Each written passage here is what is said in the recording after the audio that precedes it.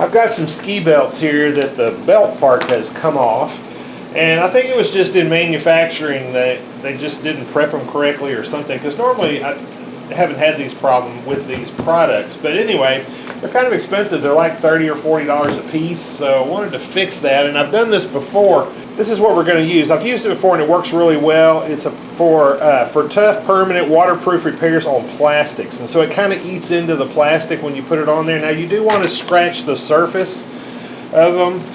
And I've already done these, but just be sure you rough them up. Rough up that part and then rough up the part of the belt where it's going to sit. Now the instructions say to flame treat your plastic. And we are going to do that. You just take a torch and you just lightly run it over it. You're not really trying to melt it. It says it just oxidizes it. It makes it stick a whole lot better.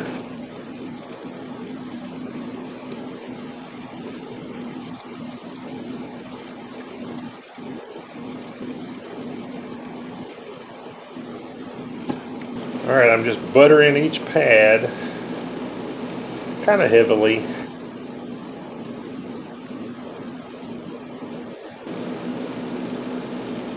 All right, that's got them all epoxy back in place. You can't really move them around for 7 to 10 hours. You've got 45 minutes working time on this epoxy and then 24 hours of full cure time. All right, so it's been 24 hours and these are stuck on there nice and hard. Let's see.